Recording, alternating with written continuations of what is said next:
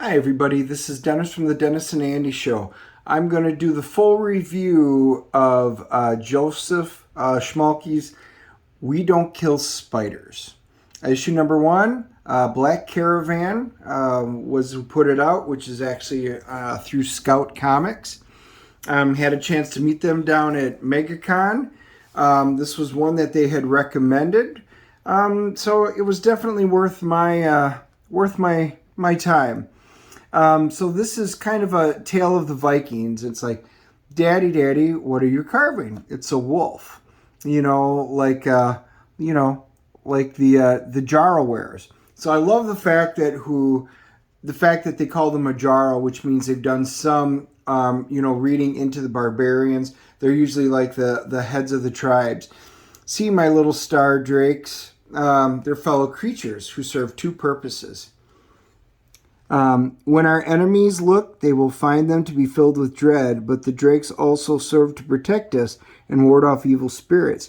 It's beautiful. Can I hold it? What was that? So, of course, he's going to go out and investigate. All right.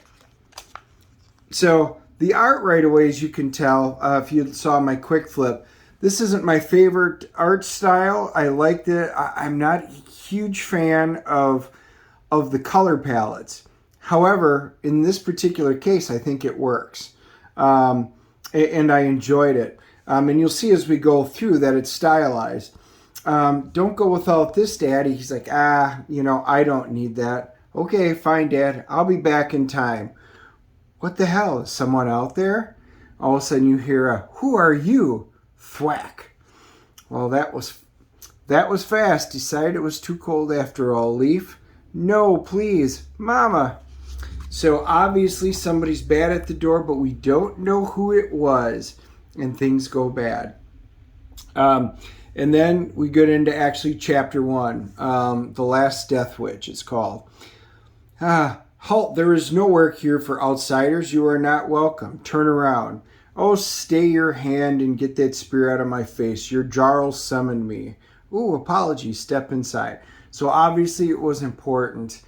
Then the Jarl, who's the head of the barbarian tribe, is basically, here, fetch our guest some mead. Thank you for the mead. It sounds delightful. Yes, your lamb seems quite splendid. He's like, seem? Your people are on the edge when the man at the door seemed eager to spill blood. And I saw no women or children outside on the brisk yet lovely day. Dangerous times we live in what we know of these lands, Bjorn.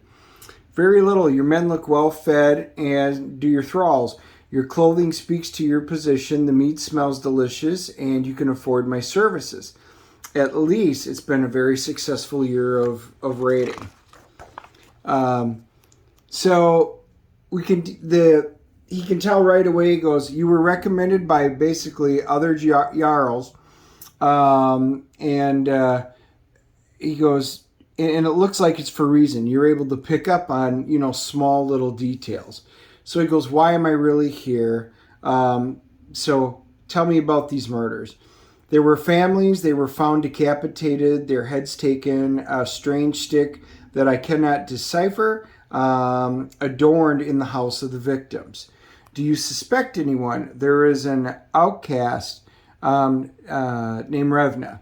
So we find out they basically call her a witch, and then he goes and you can kind of see like a flashback going back where they were accused, these women were accused of being witches, and they didn't have to kill them, but the people called for the blood, so he decided that he needed to fill with it. So the young girl, the now witch, saw her grandmother decapitated. And then she's, the mother was going to be next. Do not give them the satisfaction, Revna. Not a tear. Do you hear me? Yes, mother. You aren't warriors. You're butchers killing women that you called on for ages. Your god Odin and his ilk are watching. I curse you. I curse the whole community.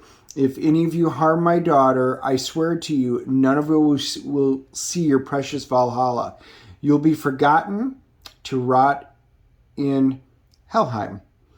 Don't cry, my love. We'll meet again. Revna, never forget who you are. Shunk. Then he goes, he has released the child. She is not to be harmed. He goes, there is no honor in killing this child, and I will not offend the gods. But, he goes, Revna, no one from this land will harm you, but none will help you either. I declare you a Skogarmor. You are no longer welcome here. So basically, she is an outcast, and no one is allowed to help her, so she kind of walks. So they start having their conversations about why they would think that, what he has heard, the rumors. Basically, he says, I am paying you well, but I need you to find the truth. And he goes, consider my men at your disposal. Eric will accompany you. He knows the lands well. So they set off to go find the different houses that were where the 5 families were murdered and everybody was decapitated. Wait here while we examine the premises. Not a problem, but there's strange symbols, and apparently they burnt the other places down and then salted it, which would prevent, the evil spirits. He finds the witch, which potentially is who they were thinking was the person, the young girl who's growing up now. And basically she goes, look, I know who you are, basically. You know who I am. But, I'm speaking to the witch, but yet you deny your own history. Interesting. You would have come swinging if you didn't have questions, so ask away. So they basically come to this conclusion. She goes, it was not me that did it, but you need proof. So he describes the scene and then the marks. So you can tell she knows something. And they continue on. She winds up casting a spell because she's like, he goes, I did not mean to offend you. She goes, you can talk of innocent blood. Then you do this. Bjorn the faithless. There is more than your understanding of life. Stay where you are. Wish you no harm. I can smell death on you like a musk. You may try to deny your blood past, but you will not forget me. I am a witch, but I am not just a pox of cold. I am a necromancer. So she winds up casting a spell, and she breathes, and it's a spider. And because he had killed a spider in there, she actually breathes it back to life. My family, she explains, has one rule. We do not kill spiders. How did you ever? I have never seen such a thing. Know that you know what I can do, Bjorn. The question is, do you still think I'm the monster that you seek? It doesn't matter what I think, it's what I can prove. So she goes, I can help you. And he goes like, are we going somewhere? Yes. You're good. We're going to need help. They wind up going out. They can see the marks, so they wind up going to it. She winds up casting another spell. And then, the Jarl winds up showing up. By the gods, tell me this isn't happening. You let that creature into my town? My apologies, Jarl. I did not think you would mind pursuing the truth to its end. Their spirits have passed on to the halls below and above. Show me the echoes of the falling. Peel back the veil and allow me to commune with the slain. So she kicks everybody out and she starts communicating. The animals go crazy. You can see it. He goes, you have unleashed this into my town. You can see the spells going off. And then something gets summoned.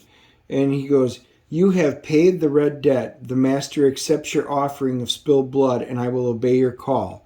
What do you ask of Malchus? So, this is really an interesting tale. I don't want to give away, I gave away a lot of the plot and stuff, some of the basics to it, but this is really enjoyable. I'm a, dungeon master, been playing D&D for many years.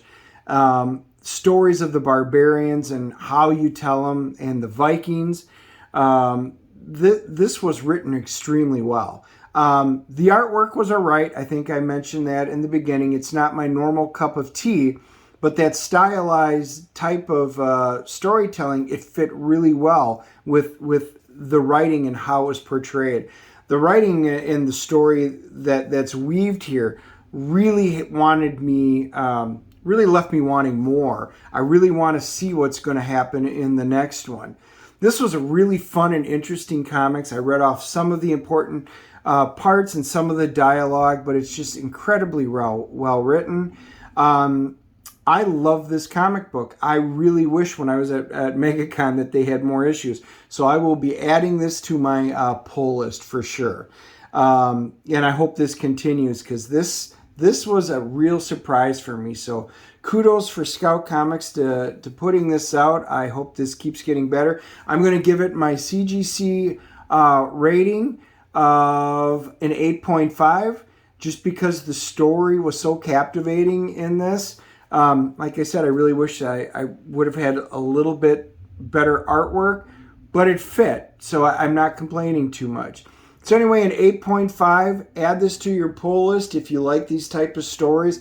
I mean, if you're not, that's understandable, but, anyway, I hope you guys enjoyed this. Hit the like and subscribe button. Leave your comments below if you agree with something I did or you disagree. Love to have the comment. But anyway, pick this up, guys. We'll talk to you later.